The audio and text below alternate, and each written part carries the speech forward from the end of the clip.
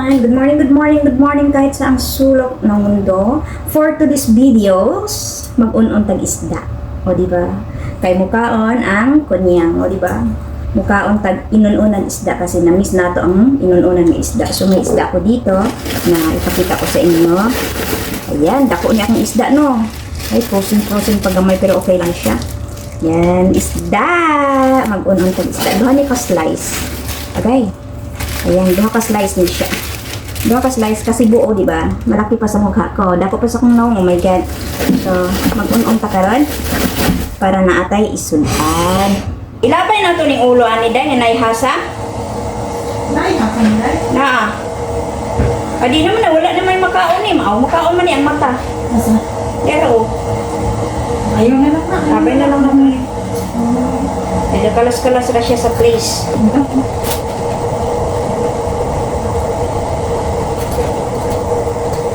Wow.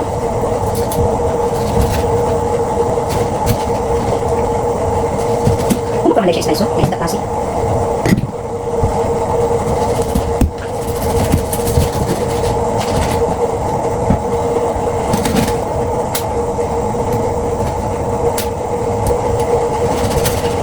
Nabiit man ako ni Pros.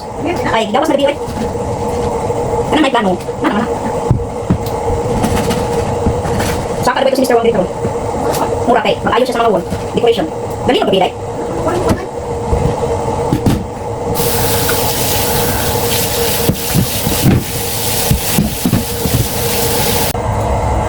So, ang atong inununan sa gula na tog talong.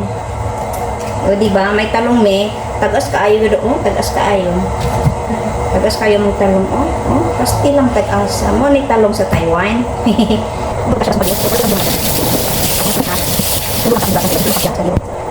Ang gamiton is clay pot. Nakoy kaldirong dako, so lay taklo. Nakoy ahos, nakoy luya. Okay.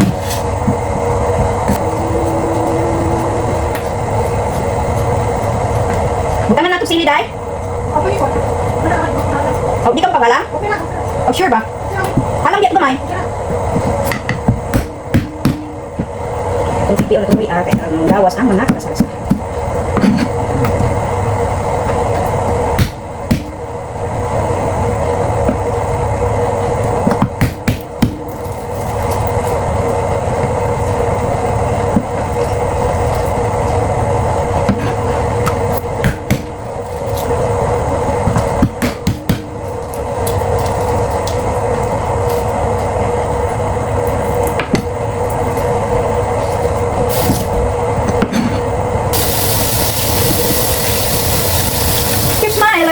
Keep shining. Sa siyang i-marinate sa asin kay para dili tabang ang ato ang inununan.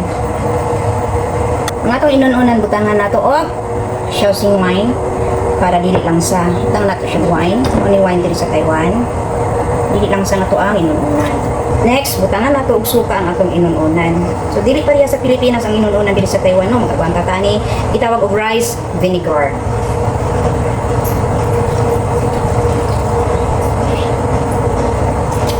Palasa sa atong inununan. Wala man tayo bitsin, so kanya itong gamiton. Ngayon, nagbutang taog, paminta, di man ako di mabrihan, no eh. Antag paminta para mong humot-humot. Atong butang as perfume. Ang ato ang inununan. Kanya itong gamiton klase na paminta. Kaya humot siya, compare at itong powder. Tag na lang tag paminta powder. Okay. Sarap ni. Tapos ang gusto na ako sa inuuna na ay oil.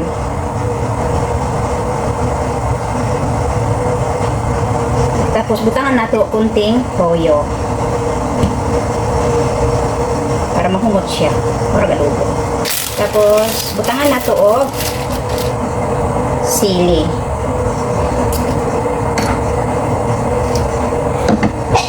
Excuse me, napaatsing ko sa luya. Luya. Paminta. Nakahugas naman niya kong sili. So, balik na ako sa freezer. Yung anak, diri-dili fresh ko ang sili. Kailangan bukas sa freezer. Okay? Day, isa lang na mo nilaban.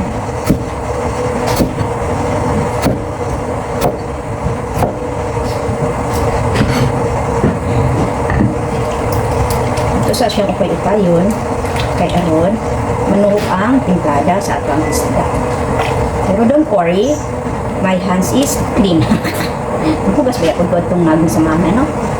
Pinang talong, my dear, oh. Pagkataasa lang.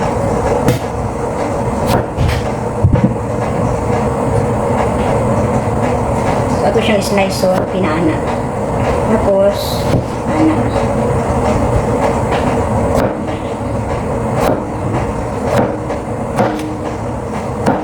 Mangat ang slice niya.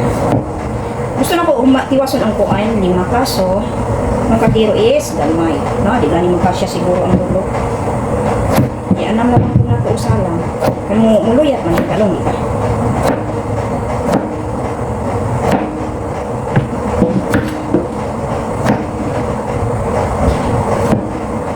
Ano siya? Siya yung kompleto na timplada. Nagmanya na po.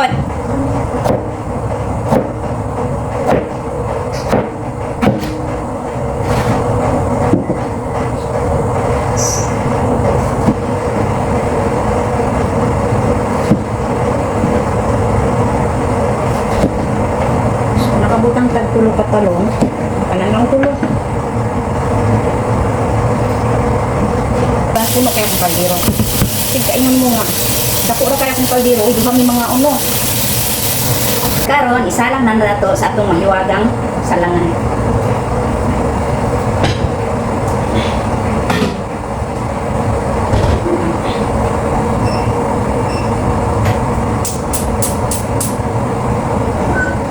Ayan, Mars, nagpulo-pulo naman siya. Ang pagpayon kay Aron, ang lasa po, bagong siya sa ilalim ng Aron, kung may lasa. Ano pa yung kaldero? Yun! Hey! Kapit pa yan po!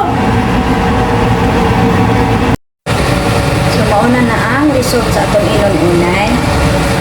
Ito na po siyang nahinay-hinay kukay para ang atong talong magtupot sa ilalon para templado sad siya.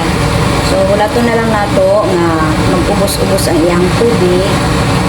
Dili na siya tubig, no? Anyway, hindi ko nilagyan tubig yung inuna na to. Suka lang na, and then the wine para dili lang sa kayo itong isda. So, wala to na lang nato nga mag-reduce ang water. Ang sabaw, I mean, kasi hindi ako naglagay ng tubig.